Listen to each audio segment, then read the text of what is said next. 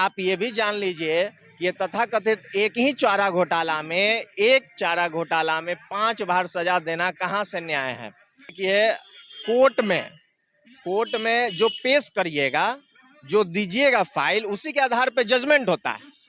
हम लोग न्यायालय का सम्मान करते हैं, लेकिन ये जो भी काम हो रहा है ये सीबीआई के द्वारा हो रहा है। और सीबीआई भारतीय जनता पार्टी का एक प्रकोष्ठ के रूप में काम करती है। सीबीआई जो प्रस्तुत करती है न्यायालय में, न्यायालय उसी आधार पर जजमेंट देते हैं। न्यायालय का विरोध हम लोग नहीं कर रहे हैं, लेकिन जो सीबीआई भारतीय जनता पार्टी की तोता है, भारतीय जनता पार्टी के प्रकोष्ठ के रूप में काम कर रही है, तो वो तो वही करेगी जो भारतीय जनता पार्टी कहेगी। वर्तमान की एनडीए सरकार, भारतीय जनता पार्टी और आरएसएस का नीति हिंदू मुस्लिम में तोड़फोड़ करो, ऊंच नीच का भेदभाव पैदा करो, देश को तोड़ डालो। देश में जो है छात्र, नौजवान, किसान की चिंता इन लोगों को नहीं है, गरीब गुरबों की चिंता इन लोगों को नहीं है, और गरीब गुरबों की हित की बात जो करेगा, वर्तमान की सरकार उनको फंसाने का काम करेगी। दूसरी चीज, मैं आपके माध्यम से उन तमाम विरोधियों को ये बता देना चाहता हूं कि किसी भी व्यक्ति को आप कैद कर सकते हैं, उनके विचारधारा को कैद नहीं कर सकते हैं। पूर्व मुख्यमंत्री जगन्नाथ मिश्रा जी के कार्यकाल से हो रहा है। आदरणीय लालू प्रसाद जी जब मुख्यमंत्री बने तब इस चारे घोटाले का जो है कि जांच के लिए आदेश दिए थे। वो घोटाला पहले से होता रहा है, और जब जांच देने वाले को इन लोगों ने इसलिए फंसाया क्योंकि आदरणीय लालू जी जो है वो गरीब, शोषित, वंचितों की आवाज़ और उनके हित का काम करते रहे हैं, लड़ाई लड़े हैं। ये जंग चलता रहेगा तब तक, जब तक कि हम लोग को न्याय नहीं मिलता है, गरीबों के मसीहा आदरणीय श्री लालू प्रसाद यादव जी को न्याय नहीं मिलता है, बिहार के आम आवाम को न्याय नहीं मिलता है, तब तक ये जंग चलता रहेगा। लीजिए कि 90 से लेके आज तक क्या सिर्फ चारा घोटाला हुआ है, और इस तथाकथित चारा घोटाला में भी माननीय नीतीश जी का भी नाम था, लेकिन नीतीश जी समता पार्टी बना के अलग होकर आरएसएस के गोद में बैठ गए तो वो स्वच्छ छवि के हो गए। सृजन घोटाला का क्या हुआ, हम पूछना चाहते हैं, बिहार के आम आवाम पूछना चाहती है कि सृजन घोटाला का क्या हुआ, स्पेक्ट्रम घोटाला का क्या हुआ, शिक्षा की स्थिति क्या है, स्वास्थ्य में जो भ्रष्टाचार हो रहा है उसमें क्या हो रहा है। 80-90 के दशक में एक सीरियल चलता था, बहुत चर्चित हुआ करता था। उस सीरियल का नाम है मुंगेरी लाल के हसीन सपने। ये नीतीश जी का मुख्यमंत्री से प्रधानमंत्री मटेरियल और राष्ट्रपति मटेरियल बनना, ये पूर्ण रूप से मुंगेरी लाल के हसीन सपने जैसा है। नमस्कार, आप देख रहे हैं द एक्टिविस्ट और मैं हूं अपर्णा यादव। आपको बता दें कि 27 फरवरी यानी बीते रविवार को लालू प्रसाद यादव के बड़े लाल तेज प्रताप यादव जो है वो न्याय यात्रा निकालते हैं। ये न्याय यात्रा ये लालू प्रसाद यादव को जो डोरांडा कोषागार मामले में 5 साल की सजा सुनाई गई उसके विरोध में निकाला था। तेज प्रताप यादव का कहना है कि पूरे बिहार की जनता जानती है कि गरीबों के मसीहा लालू प्रसाद यादव को किस तरीके से साजिशों के तहत फंसाया गया है।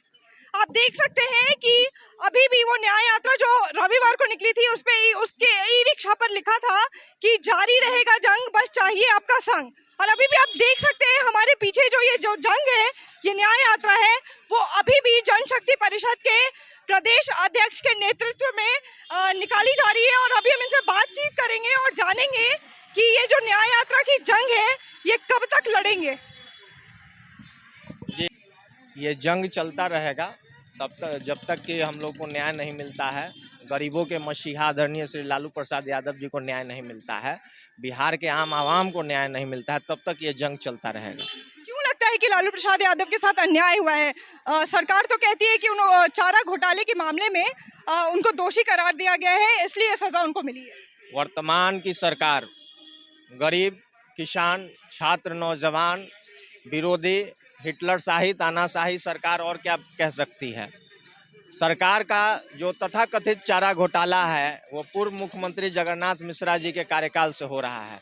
आदरणीय लालू प्रसाद जी जब मुख्यमंत्री बने तब इस चारे घोटाले का जो है कि जांच के लिए आदेश दिए थे। वो घोटाला पहले से होता रहा है, और जब जांच देने वाले को इन लोगों ने इसलिए फंसाया क्योंकि आदरणीय लालू जी जो है वो गरीब, शोषित, वंचितों की आवाज़ और उनके हित का काम करते रहे हैं, लड़ाई लड़े हैं, उनके मसीहा हैं। और भारतीय जनता पार्टी ये जानती थी कि आदरणीय लालू जी के रहते उनकी सरकार केंद्र और प्रदेश में नहीं आ सकती है, इसलिए उनको कैद करने का ये साजिश रचा गया। और आप ये भी जान लीजिए कि ये तथाकथित एक ही चारा घोटाला में 5 बार सजा देना कहाँ से न्याय है। दूसरी चीज, मैं आपके माध्यम से उन तमाम विरोधियों को ये बता देना चाहता हूं कि किसी भी व्यक्ति को आप कैद कर सकते हैं, उनके विचारधारा को कैद नहीं कर सकते हैं। आदरणीय लालू जी की विचारधारा बिहार के 12 करोड़ आम आवाम के हृदय में वास करती है और इस विचारधारा को हम लोग जो है जब तक जीवित रहेंगे आदरणीय लालू जी के विचारधारा को आगे बढ़ाने का काम करेंगे। आपने कहा कि ये तथाकथित जो 5 साल की जो सजा की बात आप कर रहे हैं कि लगातार लालू जी को सजा दी जा रही है, तो क्या लगता है, मतलब क्या साजिश है सरकार की कि बार बार वो जो लालू यादव को है वो सजा मिल रही है और उनको दोषी करार दिया जा रहा है? कारण जो है स्पष्ट है कि जो व्यक्ति गरीब शोषित वंचित की लड़ाई लड़ रहा है उस व्यक्ति को इन लोगों को जो है फंसाने का एक मतलब चाहिए था बहाना, तो चारा घोटाला के माध्यम से ये लोग फंसा रहे हैं। क्योंकि आदरणीय लालू जी इनके नीतियों का हमेशा से विरोध करते आए हैं। क्योंकि वर्तमान की एनडीए सरकार, भारतीय जनता पार्टी और आरएसएस का नीति हिंदू मुस्लिम में तोड़फोड़ करो, ऊंच नीच का भेदभाव पैदा करो, देश को तोड़ डालो। देश में जो है छात्र, नौजवान, किसान की चिंता इन लोगों को नहीं है, गरीब गुरबों की चिंता इन लोगों को नहीं है और गरीब गुरबों की हित की बात जो करेगा वर्तमान की सरकार उनको फंसाने का काम करेगी। अच्छा, एक बात बताइए, देश में और भी बहुत सारे घोटाले हुए हैं, सृजन घोटाला हुआ है, छात्रवृत्ति घोटाला हुआ है, लेकिन क्या आपको लगता है कि ये जो चारा घोटाला है इसको बार बार लाइमलाइट में लाया जा रहा है, तो इसके पीछे कोई खास वजह है? आप देख लीजिए कि 90 से लेके आज तक क्या सिर्फ चारा घोटाला हुआ है, और इस तथाकथित चारा घोटाला में भी माननीय नीतीश जी का भी नाम था, लेकिन नीतीश जी समता पार्टी बना के अलग होकर आरएसएस के गोद में बैठ गए तो वो स्वच्छ छवि के हो गए।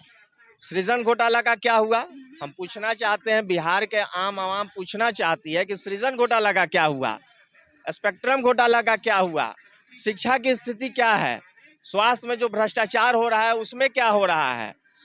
आप बिहार में महिलाओं के साथ और बच्चियों के साथ जो लगातार जो हो रहे हैं अन्याय, उसका क्या हो रहा है। तो ये तमाम तरह की घोटाला है, दर्जनों घोटाला है, लेकिन किसी घोटाला में जांच नहीं होता है क्योंकि वर्तमान की सरकार पूर्ण रूप से उसमें संलिप्त है। और जो भारतीय जनता पार्टी के साथ होता है वो दूध का धुला होता है, वो पवित्र होता है। जो भारतीय जनता पार्टी से अलग होता है वो मतलब कंप्लीट रूप से उसको भारतीय जनता पार्टी गलत साबित करने पे लगी रहती है, क्योंकि भारतीय जनता पार्टी ये चाहती है कि देश को टुकड़े टुकड़े हम लोग कर दें, हिंदू मुस्लिम में बांट दें और गरीब गुरबों को फिर से गुलाम बना दें। अच्छा, ये जो दोष और निर्दोष का जो करार दिया जाता है ये तो कोर्ट का फैसला होता है, तो आप बार बार सरकार को क्यों टारगेट कर रहे हैं? देखिए, कोर्ट में जो पेश करिएगा, जो दीजिएगा फाइल, उसी के आधार पर जजमेंट होता है। हम लोग न्यायालय का सम्मान करते हैं, लेकिन ये जो भी काम हो रहा है ये सीबीआई के द्वारा हो रहा है और सीबीआई भारतीय जनता पार्टी का एक प्रकोष्ठ के रूप में काम करती है। सीबीआई जो प्रस्तुत करती है न्यायालय में, न्यायालय उसी आधार पर जजमेंट देते हैं। न्यायालय का विरोध हम लोग नहीं कर रहे हैं, लेकिन जो सीबीआई भारतीय जनता पार्टी की तोता है, भारतीय जनता पार्टी के प्रकोष्ठ के रूप में काम कर रही है, तो वो तो वही करेगी जो भारतीय जनता पार्टी कहेगी। और भारतीय जनता पार्टी तो गरीबों का जो है कि कभी तैसी नहीं रहा है, गरीब दलित पिछड़ों शोषितों का जो है कि विरोध किया है भारतीय जनता पार्टी, ऊंच नीच की राजनीति की है भारतीय जनता पार्टी, हिंदू मुस्लिम को तोड़फोड़ का काम करती है। आज भी देखिए, भारतीय जनता पार्टी के एक नेता ने, विधायक ने बोला कि मुस्लिमों को उनका जो है वोटिंग राइट छीन लेना चाहिए। अब बताइए कहां से न्याय है। अच्छा, मेरा आपसे आखिरी सवाल, आप भी राजद के स्टूडेंट विंग के प्रदेश अध्यक्ष हैं और राजद के द्वारा नीतीश कुमार जी को राष्ट्रपति उम्मीदवार के लिए बधाई दी गई है, आप क्या व्यक्तिगत तौर पर उनको बधाई देना चाहेंगे? देखिए, आपका ये जो प्रश्न है, चर्चा का तो विषय है मार्केट में, लेकिन इस प्रश्न से मुझे एक बहुत पुराना सीरियल याद आ गया। 80-90 के दशक में एक सीरियल चलता था, बहुत चर्चित हुआ करता था। उस सीरियल का नाम है मुंगेरी लाल के हसीन सपने। ये नीतीश जी का मुख्यमंत्री से प्रधानमंत्री मटेरियल और राष्ट्रपति मटेरियल बनना, ये पूर्ण रूप से मुंगेरी लाल के हसीन सपने जैसा है। नीतीश जी, ठीक है, आपको सपने देखने का अधिकार है, हम उस पर बहुत ज़्यादा टिप्पणी नहीं कहेंगे। मुंगेरी लाल के हसीन सपने आप देखते रहिए, लेकिन बिहार की जनता आपसे पूछना चाहती है कि आपने जो विकास का वादा किया था, आप जो सुशासन का वादा करते हैं और आप जो विधानसभा में विकास की बात करते हैं, तो क्या आपका विकास यही है कि बिहार की शिक्षा व्यवस्था पूर्ण रूप से चौपट हो चुकी है? क्या आपका विकास यही है कि बिहार में सरकारी अस्पतालों में इमरजेंसी में कोई अगर पेशेंट बेड लेने जाता है तो बेड के कमी के कारण उनकी मौत हो जाती है? क्या बिहार में यही शिक्षा व्यवस्था है कि शिक्षक सड़क पे उतर चुके हैं? क्या आपका यही विकास है कि शिक्षक सड़क पे उतर चुके हैं? क्या आपका यही विकास है कि किसान मर रहे हैं? क्या आपका यही विकास है? मैं पूछना चाहता हूं कि नीतीश जी, आपके विकास में महिलाओं के साथ और बच्चियों के साथ बलात्कार होगा? क्या आपका यही विकास है?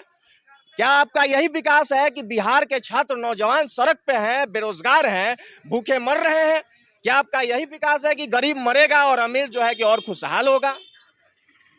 धन्यवाद। तो ये थे हमारे साथ जनशक्ति परिषद के प्रदेश अध्यक्ष। सुना आपने, उन्होंने कहा कि जो भी भारतीय जनता पार्टी में जाता है उसकी छवि जो है साफ हो जाती है। और इस न्याय यात्रा के बारे में उन्होंने कहा है कि लालू यादव को साजिशों के तहत फंसाया गया है और जो भी कोर्ट का फैसला है या न्यायालय का फैसला है ये उनका सम्मान करते हैं, लेकिन जो भी उनका कोर्ट का जो फैसला है उसके विरोध में ये जंग जो है वो आखिरी दम तक लड़ते रहेंगे। और भी बहुत कुछ कहा है इन्होंने, वीडियो को पूरा देखें।